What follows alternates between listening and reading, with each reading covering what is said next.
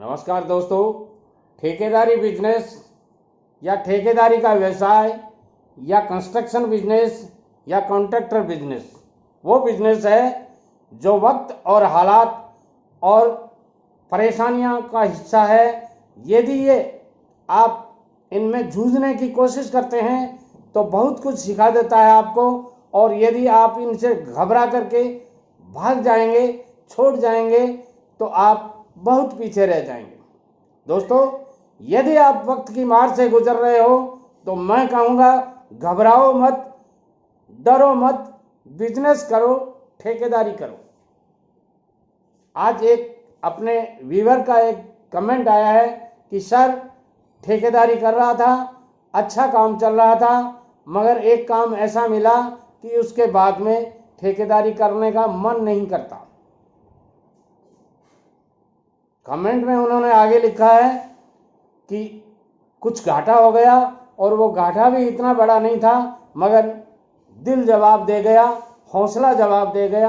देखिए दोस्तों, ठेकेदारी बिजनेस एक ऐसा बिजनेस है जिसमें आपको नफा भी काफ़ी हो सकता है, मगर थोड़ा बहुत नुकसान भी हो सकता है, और नुकसान की भी सीमा होती है, नुकसान की मर्यादाएं होती हैं। उन मर्यादाओं के ऊपर आप यदि खरे उतरते हो तो नुकसान हट जाता है, प्रॉफिट आ जाता है, दोनों पलड़े बराबर चलते रहते हैं।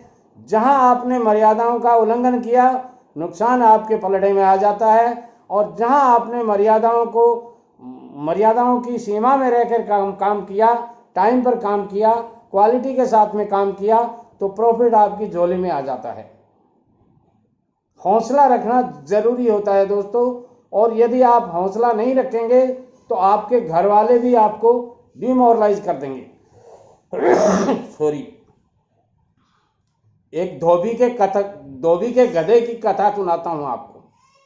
एक धोबी ने एक जवान गधा खरीदा और उसके ऊपर कपड़े लाद करके इधर उधर लाने और ले जाने का काम किया। गंदे कपड़े लाता था, अच्छे कपड़े दे के आता था, मगर रास्ता बड़ा उबड़ खाबड़ था। ऐसी स्थिति में जवान गधा भी धीरे धीरे, आप जानते हैं गधे की आयु भी कोई लंबी नहीं होती, 5-10 साल में वो गधा भी बूढ़ा हो गया, और ऐसी स्थिति में गधा प्रॉपर काम नहीं कर पा रहा था, या यूं कर सकते हैं उसके शरीर में इतनी जान, इतनी जीवट, इतनी शक्ति नहीं थी कि वो विपरीत परिस्थितियों में भी काम कर सके। एक बार एक जगह जा रहा था, रास्ते में कोई खड्डा था, गधे का पैर थोड़ा सा लड़खड़ाया और गधा खड्डे में गिर गया। अब धोबी ने सोचा कि इसको निकालने में बहुत मेहनत होगी, गधा निकल भी नहीं पाएगा। उसने आसपास 2-4 लोगों को बुलाया, उन्होंने कोशिश की, मगर गधा नहीं निकल पाया। धोबी ने कहा, ये बूढ़ा हो गया, मरियल है, अब क्या करना है, चलो इसको यहीं दफन कर देते हैं, और उस पर मिट्टी डालनी शुरू कर दी। खड्डा तो खड्डा होता है, धोबी को हया दया नहीं आई और वो मिट्टी डालने लग गया।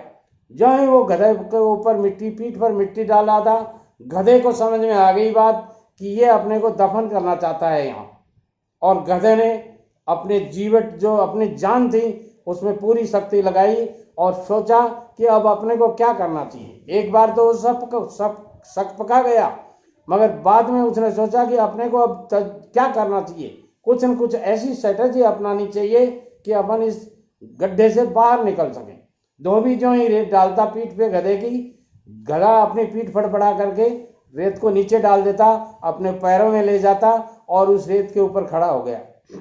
आपने प्यासे कौवे की कथा सुनी होगी, उसी तरह गधा धीरे धीरे धीरे धीरे उस खड्डे में ऊपर आता गया, और जो ही गधे को मौका मिला, गधा ऐसा दौड़ा कि उस मालिक के हाथ ही नहीं आया।